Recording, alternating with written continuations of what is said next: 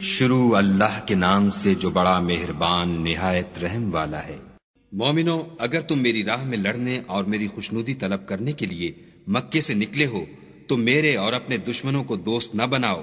تم تو ان کی دوستی کے پیغام بھیجتے ہو اور وہ دین حق سے جو تمہارے پاس آیا ہے منکر ہیں، اور اس باعث سے کہ تم اپنے پروردگار خدا تعالی پر ایمان لائے ہو، پیغمبر کو اور تم کو جلا وطن کرتے ہیں۔ تم ان کی طرف پوشیدہ دوستی کے پیغام بھیجتے ہو، اور جو کچھ تم مخفی طور پر اور جو علل اعلان کرتے ہو وہ مجھے معلوم ہے، اور جو کوئی تم میں سے ایسا کرے گا وہ سیدھے رستے سے بھٹک گیا۔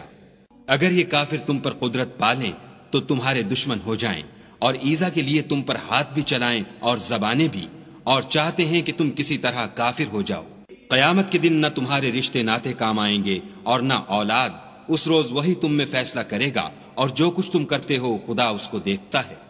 تمہیں ابراہیم اور ان کے رفقا کی نیک چال چلنی ضرور ہے، جب انہوں نے اپنی قوم کے لوگوں سے کہا کہ ہم تم سے اور ان بتوں سے جن کو تم خدا کے سوا پوجتے ہو بے تعلق ہیں، اور تمہارے معبودوں کے کبھی قائل نہیں ہو سکتے، اور جب تک تم خدا واحد پر ایمان نہ لاؤ ہم میں تم میں ہمیشہ کھلم کھلا عداوت اور دشمنی رہے گی۔ ہاں، ابراہیم نے اپنے باپ سے یہ ضرور کہا کہ میں آپ کے لیے مغفرت مانگوں گا، اور میں خدا کے سامنے آپ کے بارے میں کسی چیز کا کچھ اختیار نہیں رکھتا۔ اے ہمارے پروردگار، تجھی پر ہمارا بھروسہ ہے، اور تیری ہی طرف ہم رجوع کرتے ہیں، اور تیرے ہی حضور میں ہمیں لوٹ کر آنا ہے۔ اے ہمارے پروردگار، ہم کو کافروں کے ہاتھ سے عذاب نہ دلانا، اور اے پروردگار ہمارے ہمیں معاف فرما، بے شک تو غالب حکمت والا ہے۔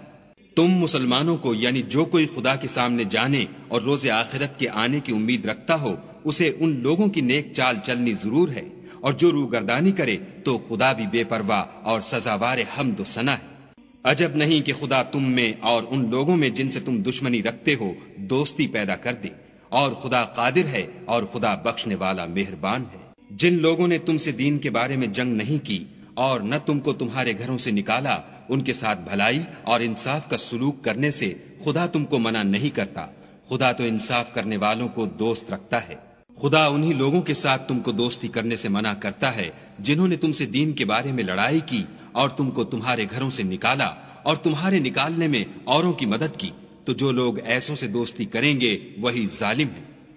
مومنو، جب تمہارے پاس مومن عورتیں وطن چھوڑ کر آئیں تو ان کی آزمائش کر لو،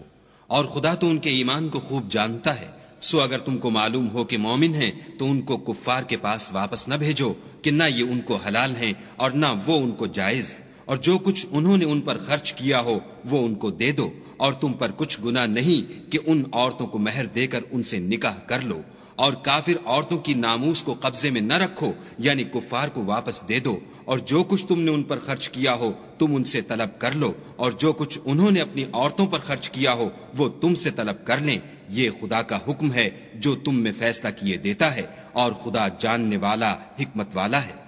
اور اگر تمہاری عورتوں میں سے کوئی عورت تمہارے ہاتھ سے نکل کر کافروں کے پاس چلی جائے اور اس کا مہر وصول نہ ہوا ہو، پھر تم ان سے جنگ کرو اور ان سے تم کو غنیمت ہاتھ لگے تو جن کی عورتیں چلی گئی ہیں ان کو اس مال میں سے اتنا دے دو جتنا انہوں نے خرچ کیا تھا، اور خدا سے جس پر تم ایمان لائے ہو ڈرو۔ اے پیغمبر صلی اللہ علیہ وآلہ وسلم، جب تمہارے پاس مومن عورتیں اس بات پر بیعت کرنے کو آئیں کہ خدا کے ساتھ نہ تو شرک کریں گی، نہ چوری کریں گی، نہ بدکاری کریں گی، نہ اپنی اولاد کو قتل کریں گی، نہ اپنے ہاتھ پاؤں میں کوئی بہتان باندھ لائیں گی، نہ نیک کاموں میں تمہاری نافرمانی کریں گی، تو ان سے بیعت لے لو اور ان کے لیے خدا سے بخشش مانگو، بے شک خدا بخشنے والا مہربان ہے۔ مومنو، ان لوگوں سے جن پر خدا غصے ہوا ہے دوستی نہ کرو، کیونکہ جس طرح کافروں کو مردوں کے جی اٹھنے کی امید نہیں، اسی طرح ان لوگوں کو بھی آخرت کے آنے کی امید نہیں۔